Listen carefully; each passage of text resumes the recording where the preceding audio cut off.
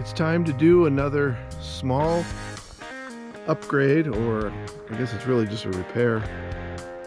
You can see I got the awning out here, and you know, it wasn't raining today, but we had sun out, and when it's not too windy, then if I put the awning out, it gives some really nice good shade down here for the dogs. But the thing with the awning is you have your door, and your door can really screw up the awning. So it's a matter of figuring out the exact height for the awning to be extended so it doesn't come into contact with the door. And then what I do is, you can see how I have this marked right there. So that tells me how far to extend the arm out so it'll always clear the door, and you'll see what happens here. I'm also going to show you my latch system here. You can see how if the door comes into contact, you can even see a little scrape up there, and in a lot of people's awnings you'll see a big tear up there because the corner of the door is super sharp. And you can see this wheel that's on there, it's all rusty and it's loose, but it's also busted up. The wheel's starting to fall apart. So I got myself a new wheel to mount here. And what that does is, if the awning is down low enough, the wheel will contact the awning itself before the sharp point of the door does. And I already did put a small hole. See, there's a small hole right there. Little tiny tear. And that's not bad. I can fix that with some tape. But over time, if you keep scratching and scraping here, it'll tear a hole in there. And you can easily just push this door open. If the awning's down too low, you'll just rip a hole right in it instantly. Now, the one thing I'm curious about though is I don't have much clearance here between this. See, there's this little lip right here, which I guess is like a rain gutter. And so the wheel is only going to have less than a half an inch. It's going to stick up from the top of the door, and it's basically going to rub right into this gutter. Let me show you the new wheel I got. So I'm going to need a few tools, basically just a drill and some drill bits. Here's the wheel I got. I got this on Amazon. I think it was like $8. I'll put a link to it in the description. It comes with 2 screws, which I think will be fine.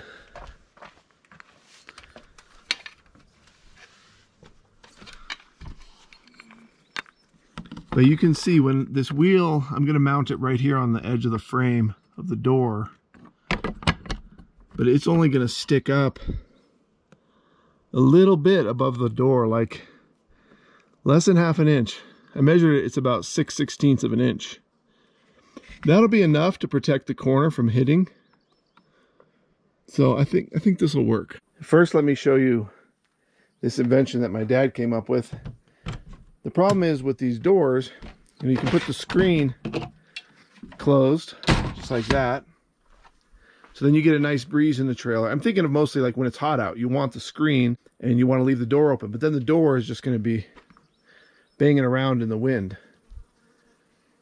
And there's no way for the door. A lot of trailers are going to be like this too, by the way.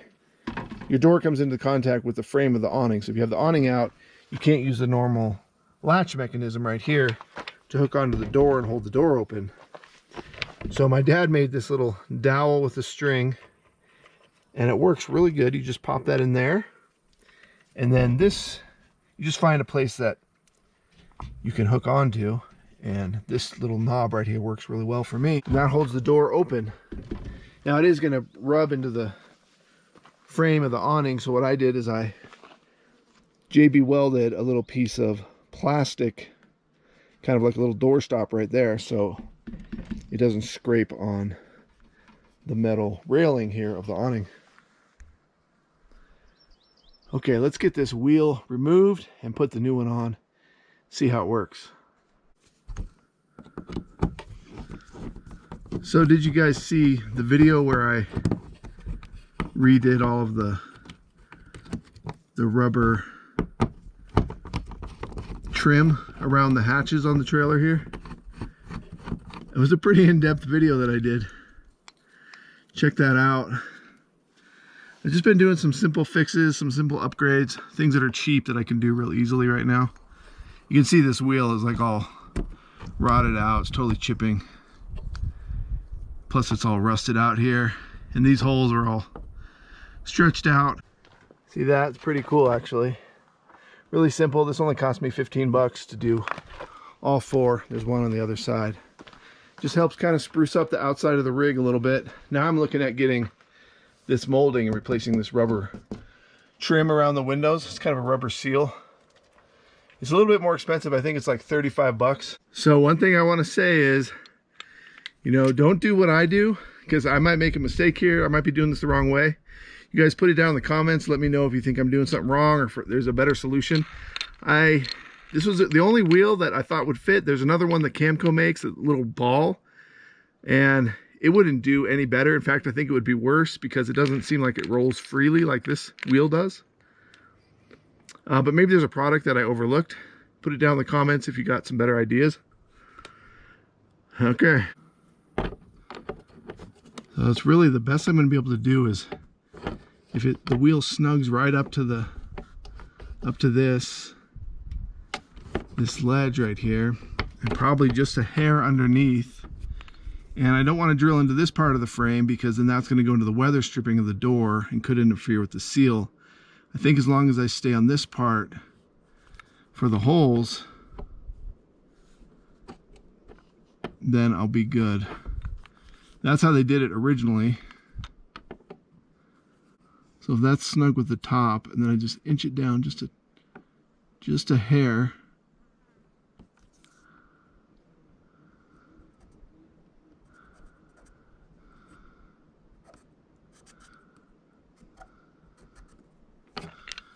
Okay. Double check.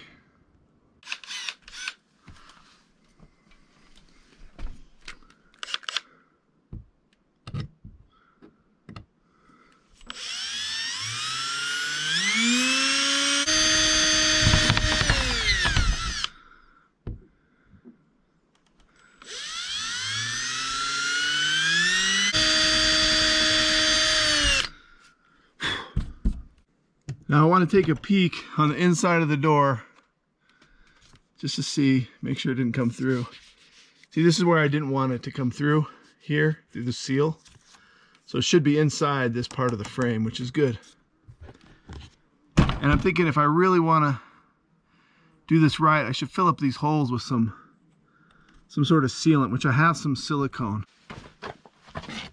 I did another video a little while ago. I hope you guys saw that one, where I got all the different liquids and gels and stuff that I have in the trailer that I carry around for repairs. So I have this tube of silicone. I've never used it. But just having little things like this around for repairs, it's super nice just to have in the trailer. I can use this for the shower inside. Okay, let me fill these holes up.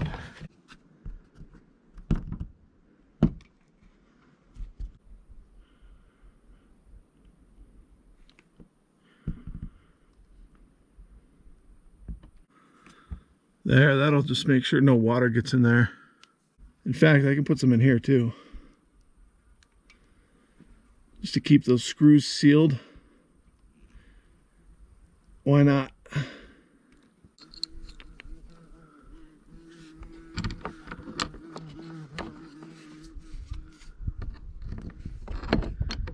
Can you hear all these flies? I'm getting flies and bees when the heat comes out, man.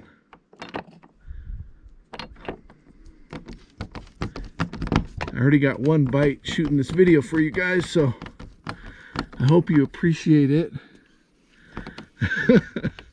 Hit that like button. Let the dogs and I know you're watching. We like to know you're watching.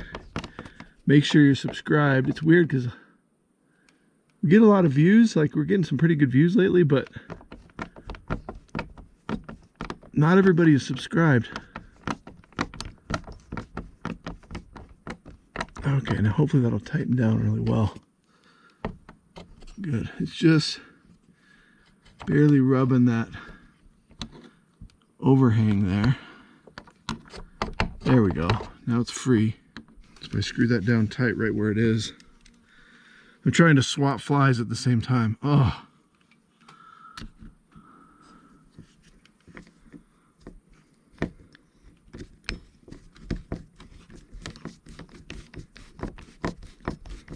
You know, I've got my electric drill, which charges off of solar power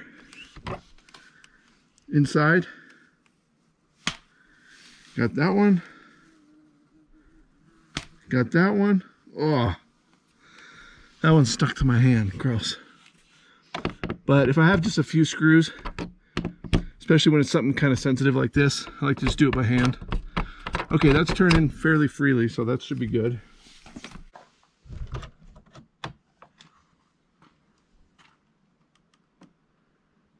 Okay. So it closes great. Now let me show you how that comes into play when the awning is down too low, which sometimes can happen. Like if water gets in there, then it'll weigh this down a little bit. That's why you do want to tilt your one side of the awning down, kind of cattywampus. But also, like, depending on which way the sun is going, you might have it down lower.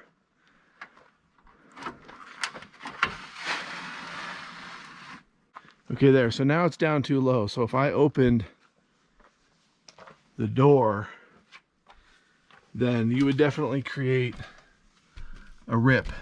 And there's not, man, there's really not much.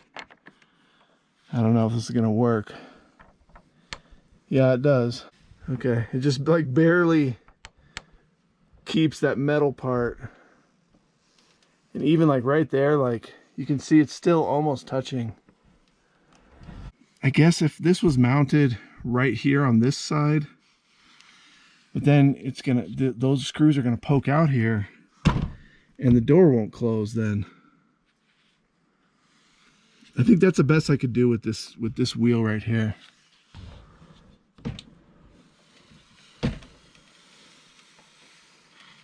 See right there, it does, the corner does actually scrape.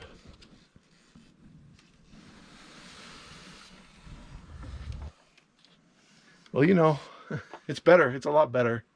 And what that allows you to do is you can still get in and out of your rig if you have the awning down low. See, I can open it all the way to there before it scrapes. So at least I can get in and out.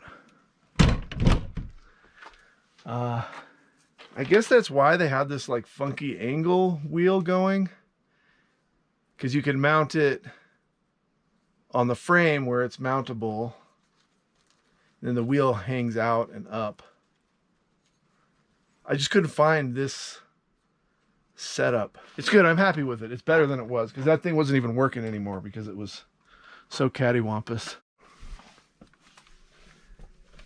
So what do you guys think of this idea? Since this wheel has to be mounted here, it protects the door. It protects the corner from hitting for the most part, but I think I could just cut this corner of the door off, kind of round it off, and then the wheel would completely touch all the way across and the frame of the door would never touch. What do you think if I just cut like an angle right here, just cut that corner off and it'll be rounded off that way? You guys put down in the comments, let me know if you think that's a good idea or not. I think it would be fine, especially if I don't cut it too deep, because then the seal will still be active as far as sealing up the corner of the door. You know, maybe just cut in about that much. Just cut that much of the corner off. I'm gonna see what you guys say about that.